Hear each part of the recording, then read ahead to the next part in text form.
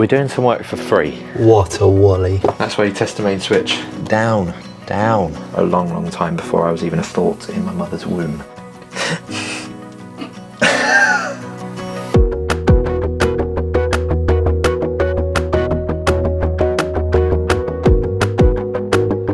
Hi guys, welcome back to Artisan Electrics. It's another episode. We're doing some work for free. We're installing our Hypervolt for free for somebody because they won our competition. I don't know if you remember this. The customer that won it was chosen at random, so we're right down in London at the minute, and they already have an EV charger. So to begin with, I was a bit disappointed. Was I hoping for some needy widow somewhere? Yes. Was I hoping for an orphan? Well, obviously I don't want anyone to be an orphan, but an orphan that needs an EV who can't afford one would be lovely. But then at the same time, maybe they can't afford an electric car, so maybe I'm looking in the wrong market for charity. However, I'm still glad that this guy won because actually he seems really lovely. So I'm glad it went to somebody who's nice and grateful, very grateful, because he actually said he was looking at getting a quote to replace this because it was really annoying having the untethered, because when it's raining and stuff, it just ends up slopping on the floor, whereas you can't just wind it up like with a tethered one. I suppose you could get a cable hook or something, but anyway, he said he actually hasn't really got on very well with this charger. At least it saves him getting the quote because it's free. It would be really, really bad if we get the job, we do it, we say, yeah, we do it for free, and then it's like a 60 amp looped supply or something like that, or a really horrible cable run under a house. It would make a good video. Let's have a little look inside.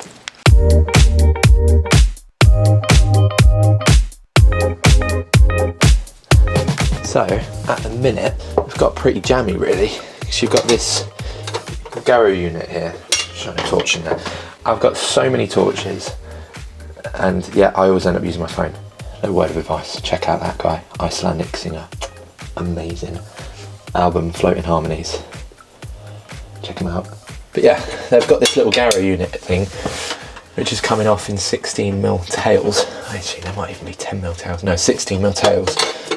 So this RCCB rather. Yeah, that's fine. I know some people are thinking, okay, you've only got 16mm tails protected by what looks like, I think we checked and it was an 100 amp fuse. I'm not worried because this will never be able to draw more than the 40 amps because it's on that RCCB, so that is fine. So I think we'll probably reuse this. Oh, these screwdrivers are so nice. I just wish they had more UK sizes. Bit of a shame to have half of them sitting in my bag. Not the neatest job ever, but it'll be alright. Here, tell me if you can see, past the camera, tell me if you can see what's wrong with this. You see that? I'm not going to roll up the exposure. You should be able to work that out. Single insulated tails. So you see this here, one-handed still steady at the max. That there, can't really have that on show, so when I pop the fuse out, rather than mark it down and make an issue of it, I think I'll just fix that for him. I probably would ask the DNO to pop out and replace this main head, to be honest. That's one thing I'm going to ask for in the DNO paperwork, just because these little earthing studs aren't really recommended anymore. And it just looks a little bit tired going back to that joint there, and also I can see a little bit of neutral here, so it's just basically it's just a little bit tired and install. So I'll get them to put in a nice head. I like this. Well, when I say I like this, I mean I really don't like this. It's consuming it probably during inspection. Fortunately, we're not going to be touching that today, but I'm going to pop down that they should get an inspection on that.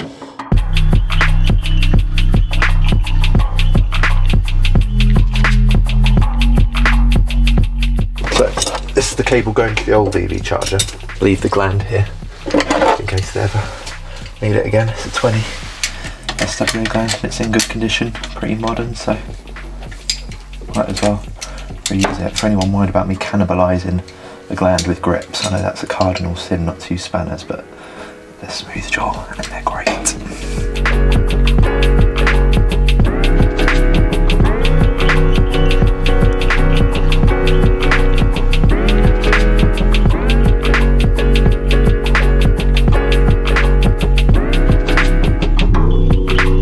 Bit of a schmeaty spider love affair going on there. that little boy there was just getting frisky with this one here. Dear me, look at the fangs on him. Don't go inside the house, mate. Down. Down. Go down there. Thank you very much. Good riddance. Why are there always massive spiders behind everything that I touch? What makes them think that that is a good place to catch flies or to catch something? Like in a loft. Why is there always spiders in a loft? What are they catching up there other than other spiders? Please, if you're a spider expert, comment below. Right, let's get this marked up, shall we? Should we make the spider a little house or something? Like we just evicted him, and now we're cleaning out all his crap for him. What do we need now?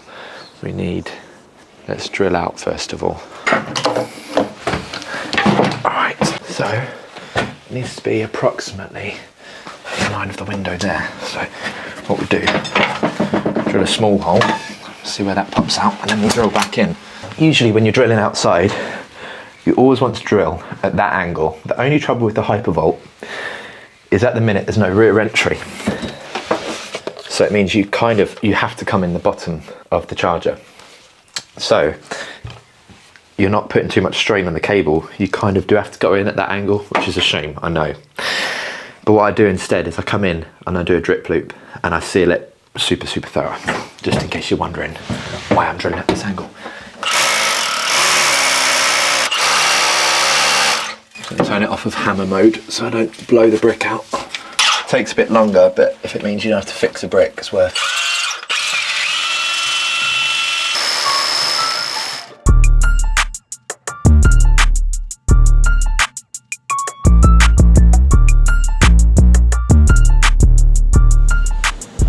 Through, out, there.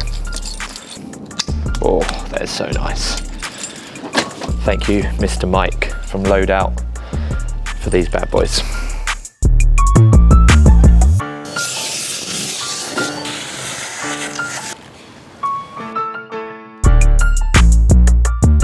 So what I like to do is sort of, maybe it's a bit of OCD, I just like to work through one little area at a time and systematically cross them all out. So I don't really cope with starting 100 bits and pieces. So for me, it's like I've got the board ready for me to cable into. I've got that removed and clean, ready to be painted and filled and whatever. Now this, I'm going to get this on the wall, second fixed, cable poked through. I can then feed the cable back, clip it in nicely. So I'm going to use some D-line clips or something, get that clipped back nicely into the board, then test, and I'm done. And it's just a nice system, order of work. I prefer it that way. I found a way of getting this tricky Hypervolt cover off because they're really difficult to take off. Maybe it's just me, maybe I'm a moron. We already confirmed that a long time ago. I think someone called me a womble once. Never has there been something more fitting. Underground, overground, wombling free. So what I do is, because there's catches all the way around, I found that as I was undoing one, the others popped back on. So either you can get a credit card and slide that up there, like cut up a credit card, or I just found washers. I just stick washers on there. You can just leave them all in, and it just kind of pops itself off. There you go. Much easier, much less hassle. A spider in my eyeball. Okay, so this EV Ultra cable here, it's got this data connection inside of it. So I'll show you how that looks. You see, you've got this Cat5e data cable that runs inside of there. But we're just going to use the blue pairs for the CT clamp, but he's asked us to leave this spare. He said just in case he chooses to use the Raspberry Pi in here for something else or to add Ethernet, he wants us to leave the spare cores in there loose for him, and he's going to have a little play around being a techie customer. So yeah, if you're curious, you can do that. Interesting. Punch through that ball.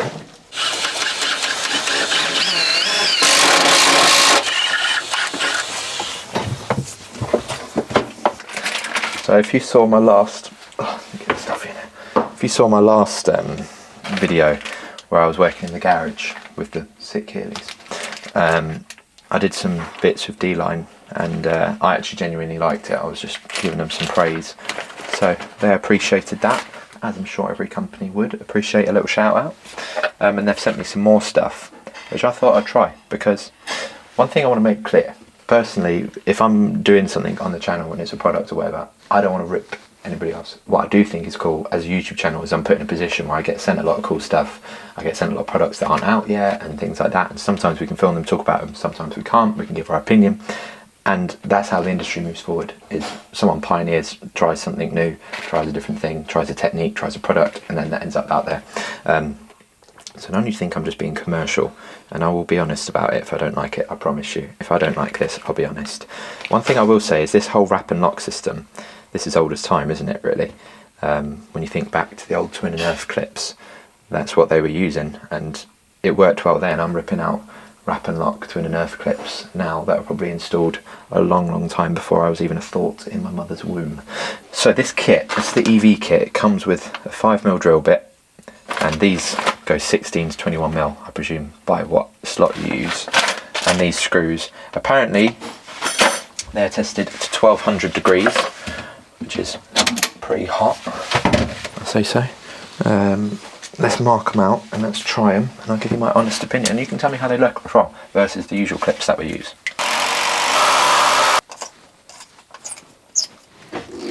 So that cable just then goes round like that, tucks in, rolls around, and Bob's your uncle. I think it looks pretty tidy, to be fair. I do like them, actually, I have to say. They're nice. What's cool, I guess, is I'm just thinking, say I'm working with Ruben, I could even do it where it's like, run the cable out, he could first fix all the clips, get them all done, get them all laid out, and then we can just hop them on, fold them over without a tool. So that would be an advantage. I do like them. I think if I was to give them one criticism, it would be, I think the hole could have been a little bit, I think the hole that you drill could have been a little bit tighter, just because, shut up Max. If I was to give them one criticism, I think if I was to give it one criticism, being honest, I think the hole is just that they tell you to drill. It could be a little. Dear me. I think if I had one. I think if I had one criticism, it would just be that the hole that they. I think if I had one criticism, it would just be that the size that they give you for the drill bit could be a little bit tighter, just because I find that I'm having to be really careful screwing it by hand. I think if I was to screw them in with a drill or an impact driver, it would just thread it. I mean, these feel tight, I'm happy with them, but yeah, maybe it's just my way of drilling, but other than that, I think they're pretty spot on. There's a lot of benefits. If you go onto D-Line's Instagram, they've got a link in the bio, and they'll send you out one of these kits for free. Save yourself some materials for a job. Go get some free clips.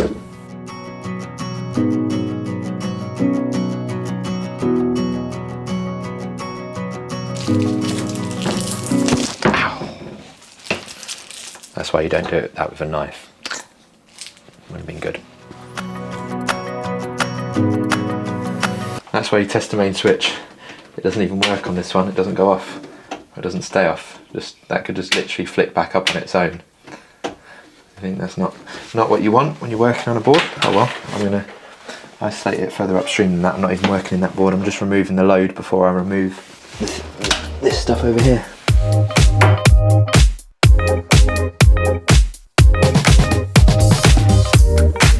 Oh, hang on a minute. No way. I just realised this has been wired in reverse polarity all this time. Oh no, it's not. I've just put the switch in upside down. What a wally. I was like, man, no way, the neutral's the wrong way round.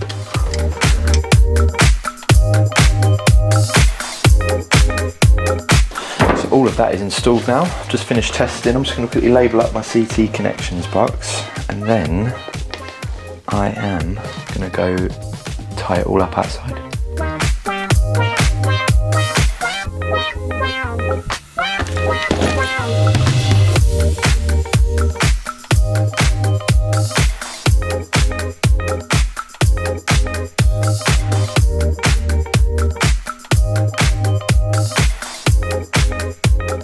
So this is Michael.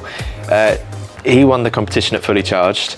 And also, I think you'd win some definite hoodie competitions. That Thank blows you. anything that I've ever honed out of the water. Now I feel pathetic in this.